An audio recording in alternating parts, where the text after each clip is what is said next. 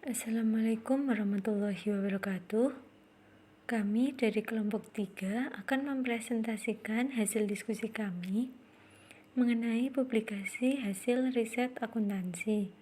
Kami dari kelompok 3 yang beranggotakan Niken Kusumasari, Amelty Lisa, Maya Oktavia, Eva Suryaningsih, Dea Indraning Oktaviani, Muhammad Habib Al-Muhtadi, Ainisa Nurjannah, Dinda Eka Lestari, Syifa Aulia Ramadanti, dan Fauziah Ayu Setianing Tias. Pada pertemuan kali ini, kita akan membahas materi, yaitu yang pertama karakteristik kualitatif riset akuntansi, kemudian kaidah penulisan dan substansi bahas, yang ketiga bagaimana memilih jurnal publikasi riset akuntansi, yang keempat jurnal akuntansi internasional yang berreputasi, dan yang terakhir pembuatan sitasi dan daftar referensi menggunakan Mendeley. Karakteristik kualitatif riset akuntansi. Hasil riset akuntansi dapat didiseminasi melalui presentasi dalam konferensi atau simposium baik nasional maupun internasional dan dipublikasi dalam jurnal nasional terakreditasi maupun internasional bereputasi. Naskahnya disebut manuskrip. Hasil riset akuntansi biasanya dilaporkan dalam bentuk laporan hasil riset yang ditulis sekitar 100 halaman. Manuskrip adalah ringkasan hasil riset yang komprehensif yang ditulis sekitar 20 halaman. Nah, peneliti sebelum melakukan penelitian harus terlebih dahulu mampu membaca dan memahami hasil-hasil riset terdahulu yang dipublikasikan. Teori dan konsep-konsep yang mendasari riset akuntansi dan metode riset yang digunakan harus ditelaah secara kritis. Menurut Abdel Halik dan Ajinkya 1979, untuk membaca laporan peneliti secara kritis ada beberapa hal berikut yang harus diperhatikan. Yang pertama adalah memahami motivasi untuk penelitian. Yang kedua, pertanyaan atau pernyataan masalah. Yang ketiga, konstruksi atau gagasan teori. Yang keempat, formulasi hipotesis. Yang kelima, desain riset. Dan yang keenam, karakteristik kualitatif penelitian. Memahami dan mengerti alasan mengapa riset dilakukan adalah penting. Hal itu sangat penting karena untuk mengerti lebih dulu, karena dengan motivasi dapat ditentukan luas atau skop penelitian yang dilakukan. Masalah penelitian yang diungkapkan dalam pernyataan atau pertanyaan riset harus dipahami dan digambarkan secara jelas. Yang selanjutnya adalah karakteristik kualitatif desain riset yang digunakan dapat dikontrol dengan memperhatikan beberapa hal berikut ini. Yang pertama, judul yang diformulasikan menarik. Yang kedua, motivasi dan tujuan penelitian. Yang ketiga, hubungan kausalitas variabel dan validitas logikanya. Dan yang keempat, metode yang digunakan untuk mengontrol variabel-variabel ekstraneus. Yang kelima, validitas yang meliputi validitas konstruk internal dan eksternal. Yang keenam, pengumpulan atau jenis data dan metode penyampaian serta brosur pemilihan sampelnya. Yang ketujuh, kualitas analitis atau ketepatan alat analitis atau uji statistik yang digunakan dan interpretasi datanya. Yang kedelapan, konsistensi mulai dari judul, perumusan masalah, tujuan, formulasi hipotesis, analisis data, hasil dan pembahasan, sampai dengan simpulan. Berkenaan dengan konsistensi ini juga termasuk di dalamnya konsistensi istilah dari variabel yang diteliti, implikasi dan yang kesembilan, implikasi dan keterbatasan penelitian. Hal-hal tersebut di atas dapat digunakan sebagai pedoman, baik dalam melakukan penelitian maupun dalam membaca artikel penelitian yang dilakukan oleh peneliti lain. Dengan demikian, sebelum melakukan penelitian, para peneliti hendaknya dapat memahami atau mengurangi hasil penelitian yang terdahulu yang relevan dan dapat digunakan sebagai dasar atau acuan atau referensi penelitiannya. Kaidah penulisan dan substansi bahasa. Ada beberapa hal krusial atau penting yang perlu diperhatikan dalam penulisan riset. Jadi dalam penulisan riset ini harus ada relevansi data. Kemudian riset ini harus original dan penulis harus memiliki kemampuan berbahasa yang baik. Kemudian ada hal mengenai terobosan dan implementasi yang perlu diperhatikan dalam penulisan riset. Untuk selanjutnya, peneliti harus memiliki ketajaman analisis atau kemampuan berargumentasi yang baik. Kemudian ada sistematika pembahasan. Jadi seorang peneliti ini harus memperhatikan sistematika bagaimana dia akan membahas suatu topik riset. Yang terakhir mengenai kualitas data pendukung. Jadi dalam penulisan suatu riset diperlukan data pendukung yang memiliki kualitas yang baik. Selanjutnya mengenai kaidah penulisan untuk kutipan dan daftar pustaka. Untuk penulisan ini ada beberapa standar yang perlu diperhatikan. Yang pertama, kutipan daftar pustaka ini harus menyebutkan nama akhir peneliti terdahulu yang artikelnya itu dikutip atau diaju. Jadi bukan nama lengkapnya.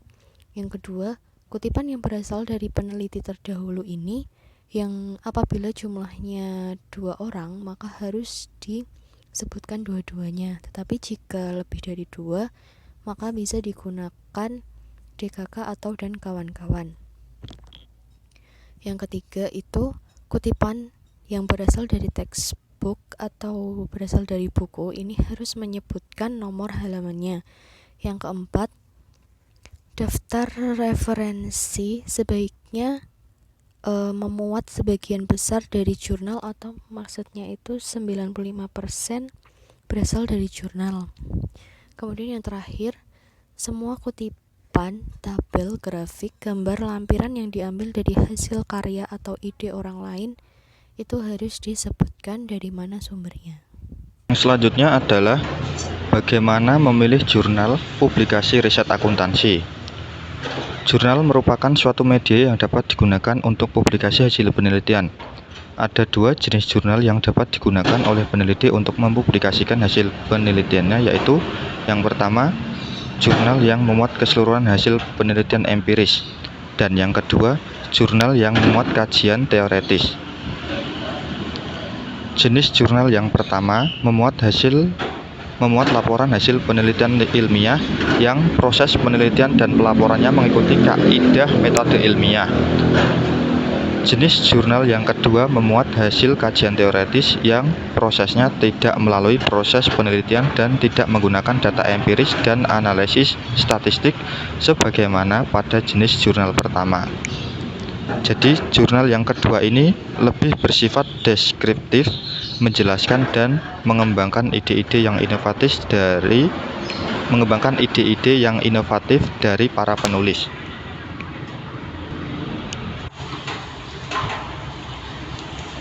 Hal ini berbeda dengan karya tulis biasa atau populer yang biasa dipublikasi dalam majalah, surat kabar, atau media lain.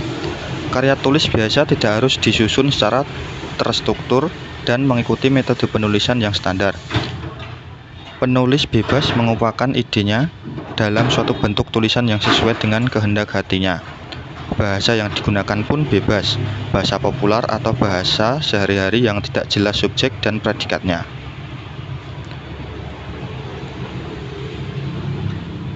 Semua karya tulis, baik yang ilmiah maupun populer, keduanya dibutuhkan oleh pembaca, tergantung pada motivasi, tujuan penulisannya,